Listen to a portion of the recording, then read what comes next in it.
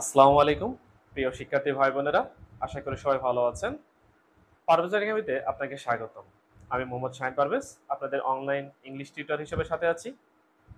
আজকে স্পোকেনের একটি গুরুত্বপূর্ণ টপিক নিয়ে আলোচনা করতে যাচ্ছি, যে ওয়ার্ডটি ব্যবহার করে আপনি হাজার হাজার বাক্য তৈরি করতে পারবেন, লিখতে পারবেন এবং বলতে পারবেন। চলুন সেই ওয়ার্ডটা জেনে নিই। দেখুন, এখানে আমি একটা ওয়ার্ড লিখেছি, সিম। এর বাংলা অর্থ হচ্ছে মনে হয়। এই মনে হয় ওয়ার্ডটি দিয়ে আপনি অনেক বাক্য তৈরি করতে পারবেন। সিমের ব্যবহারটা আমরা একটা স্ট্রাকচার দেখি, যেমন কিভাবে সিমটা আমরা ব্যবহার করব। Subject seem to be plus adjective. একটা বাক্যে সাবজেক্টের পরে সিম ব্যবহার করে, তারপরে টু বি এর পরে একটি অ্যাডজেক্টিভ ব্যবহার করে আমরা মনে হয় এই সিম ওয়ার্ডটি ব্যবহার করতে পারবো।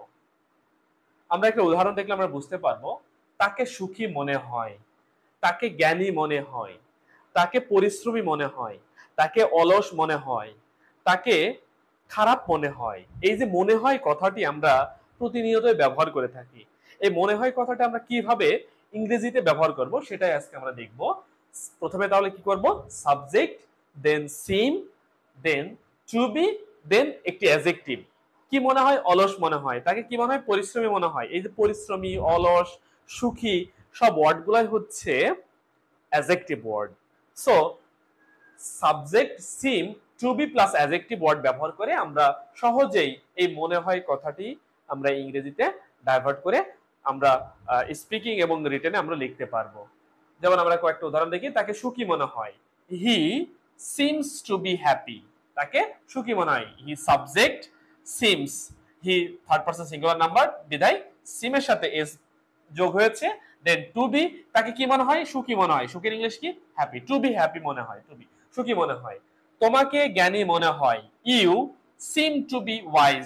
জ্ঞানী, জ্ঞানীর ইংলিশ কি, ওয়াইজ। তোমাকে জ্ঞানী মনে হয়, you seems to be wise. তাকে ক্লান্ত মনে হয়, he seems to be tired. He seems to be, ক্লান্তর ইংলিশ হচ্ছে টায়ার্ড। মোনাকে অসুখী মনে হলো, মোনাকে অসুখী মনে হলো, তাহলে এটা পাস্ট। তাহলে অবশ্যই মোনা সিমড, এটা পাস্ট টেন্স। তাকে মোনাকে অসুখী মনে হলো, রহিমাকে অসুখী মনে হলো। আমরা এই কথাটা ব্যবহার করি, তখন আমরা এটা এভাবে লিখবো, Mona seemed to be unhappy. কারণ সিমড হলো কেন, কারণ এটা পাস্ট, মনে হলো। Then Mona seem to be unhappy. রাসেলকে নির্লজ্জ মনে হলো, রাসেলকে নির্লজ্জ মনে হলো। Russell seemed to be important, Russell seem to be important. নির্লজ্জর ইংলিশ কি, ইম্পোর্টেন্ট। নির্লজ্জর ইংলিশ কি, ইম্পোর্টেন্ট। নির্লজ্জের ইংলিশ কি, ইম্পোর্টেন্ট। রাসেলকে নির্লজ্জ মনে হলো। এখন আমরা এই কথাটি কিভাবে নেগেটিভ ভাবে ব্যবহার করতে পারি। তাকে মনে হয় না, মনে হয় না, এই কথাটা আমরা বলি না, যে তাদেরকে পরিশ্রমী মনে হয় না, তাদেরকে ভালো মনে হয় না, তাদেরকে খেলোয়াড় হিসেবে মনে হয় না, তাদেরকে এইভাবে আমরা কথা বলি না। তখন আমরা কিভাবে বলবো নেগেটিভ সেন্সটা, সাবজেক্ট ডু অথবা ডাজ অথবা ডিড এর সাথে নট যোগ করে seem to be adjective. Subject do does অথবা did plus not plus seem plus to be plus adjective. আমরা একটা উদাহরণ দেখে আপনারা বুঝতে পারবেন। তাদেরকে পরিশ্রমী মনে হয় না, তাদেরকে পরিশ্রমী মনে হয় না। They don't seem to be industrious, তাদেরকে পরিশ্রমী মনে হয় না। They don't seem to be industrious. আমরা এটাকে কিভাবে ইন্টারোগেটিভ প্রশ্ন করে জিজ্ঞাসা করতে পারি। তাকে কি ক্লান্ত মনে হয়, আমরা প্রশ্ন করতে পারি না, তাকে কি ক্লান্ত মনে হয়। সো কিভাবে এইভাবে ইন্টারোগেটিভ ওয়ার্ডটা ব্যবহার করতে পারি। প্রথমে ডু ডাজ অথবা did plus subject seem to be plus adjective. Do does did plus subject plus seem plus to be plus adjective. তাকে কি ক্লান্ত মনে হয়, তাকে কি ক্লান্ত মনে হয়। Does he seem to be tired, does he seem to be tired. He রয়েছে বিদায় ডাজ হয়েছে। Seem, then seem plus to be plus tired. তাকে কি ক্লান্ত মনে হয়। এখন এই কথাটাই ইন্টারোগেটিভটাকে আমরা কেবল নেগেটিভ ভাবে ব্যবহার করতে পারি। তাকে কি মেধাবী মনে হয় না? আমরা বলি না তাকে কি মেধাবী মনে হয় না, তাকে কি পরিশ্রমী বলে মনে হয় না, এই কথাটা বলি তখন কি বলবো, ডু, ডাজ অথবা ডিড এর সাথে নেগেটিভ যোগ করে দেন subject plus seem plus to be plus adjective.